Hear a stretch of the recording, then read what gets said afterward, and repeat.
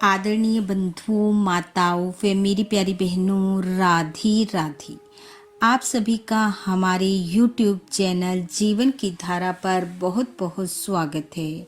बंधुओं, आज हम इस वीडियो में सूर्य पुत्र शनि देव की कथा सुनेंगे, जिसे सुनने व सुनाने वाले की रक्षा स्वयं शनि देव करते हैं।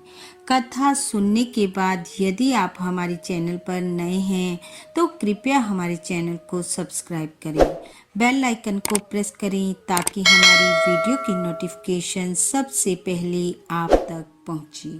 वीडियो को शेयर व लाइक भी जरूर करें। बंधुओं, शनिवार का दिन शनि देव जी को समर्पित दिन है। शनि देव जी को न्याय प्रिय देव माना गया है, जिनके न्याय चक्र का सामना सबको करना पड़ता है। जो अच्छे कर्म करते हैं उनको शनि देव अच्छे फल देते हैं, और जो अनुचित कर्म करते हैं उनको वे दंड देते हैं। शनिदेव भगवान सूर्य देव व देवी छाया के पुत्र हैं। जो भी मनुष्य शनि देव की सच्चे मन से पूजा अर्चना करते हैं, शनि देव हर हाल में उनकी रक्षा करते हैं। तो आइए अब सुनते हैं सूर्य पुत्र शनि देव की कथा, जो कि इस प्रकार है। कथा के अनुसार महर्षि कश्यप का विवाह दक्ष प्रजापति की पुत्री अदिति से हुआ। अदिति के गर्भ से सूर्य देव का जन्म हुआ, और सूर्य देव का विवाह त्वष्टा की पुत्री संज्ञा के साथ हुआ। संज्ञा ने 2 पुत्र और 1 पुत्री को जन्म दिया, जिनमें एक पुत्र व्यवस्थ मनु, दूसरा यम, और पुत्री का नाम यमुना रखा गया।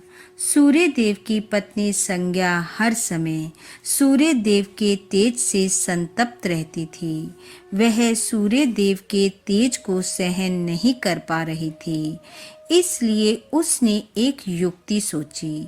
उसने अपने द्वारा ही अपने जैसी एक छाया को उत्पन्न किया और उसे सूर्य देव के पास छोड़ दिया।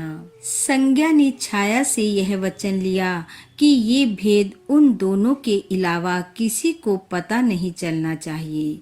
संज्ञा छाया को सूर्य देव के पास छोड़ अपने पिता के घर चली गई। संज्ञा ने यह बात अपने पिता को भी बता दी कि वह सूर्य देव के तेज को सहन करने के लिए तप करना चाहती हैं, और ऐसा करने के लिए उसने अपनी ही छाया को सूर्य देव के पास छोड़ दिया है। परंतु संज्ञा का ये व्यवहार पिता त्वष्टा को बिल्कुल उचित न लगा। उन्होंने संज्ञा से कहा कि वह अभी सूर्य देव के पास वापस लौट जाए, परंतु संज्ञा ने पिता का कहा ना माना और पिता के घर को छोड़कर वनों में चली गई, और वहां घोड़ी का रूप बनाकर भगवान शिव की तपस्या करने लगी, और उधर छाया सूर्य देव के साथ रहने लगी। संज्ञा का प्रतिबिंब होने के कारण सूर्य देव छाया को ना पहचान सके।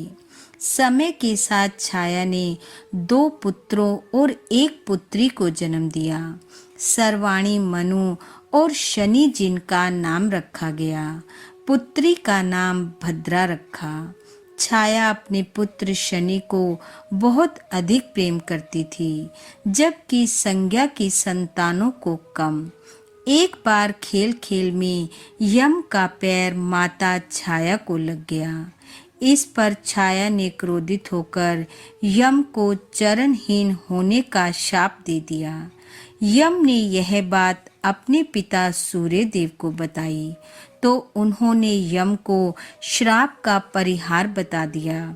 लेकिन वे यह बात सोचने पर मजबूर हो गए कि एक माता अपने पुत्र के साथ ऐसा व्यवहार कैसे कर सकती है। सूर्य देव छाया के पास गए और जाकर इस भेदभावपूर्ण व कटु व्यवहार का कारण पूछा।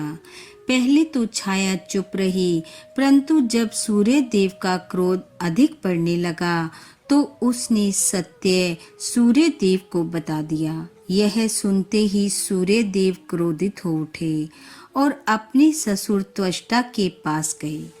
अपनी पुत्री द्वारा किए गए अपराध की त्वष्टा ने सूर्य देव से क्षमा मांगी और कहा, हे आदित्य, आपका तेज सहन ना कर सकने के कारण ही मेरी पुत्री संज्ञा ने ये अपराध किया है और वह स्वयं घोड़ी का रूप धरकर वनों में भगवान शिव की तपस्या कर रही है। आप उसका अपराध क्षमा करें और मुझे अनुमति दें कि मैं आपके तेज को काट छाट कर सहनीय व मनोहर बना दूं। सूर्य देव की अनुमति मिलने पर त्वष्टा ने सूर्य के तेज को काट छाट दिया और कहते हैं कि विश्वकर्मा ने उस छीलन से भगवान विष्णु के सुदर्शन चक्र का निर्माण किया। मनोहर रूप हो जाने पर सूर्य देव संज्ञा को वापस घर ले आए। बाद में संज्ञा ने 2 अश्विनी कुमारों को भी जन्म दिया।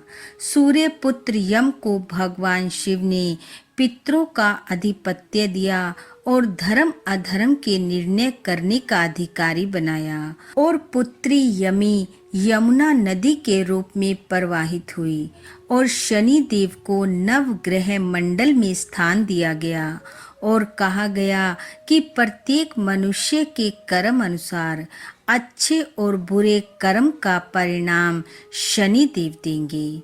इस प्रकार जो भी मनुष्य भक्ति भाव से सूर्य पुत्र शनि देव की इस कथा को पढ़ते सुनते व दूसरों को सुनाते हैं, उनकी रक्षा स्वयं शनि देव करते हैं।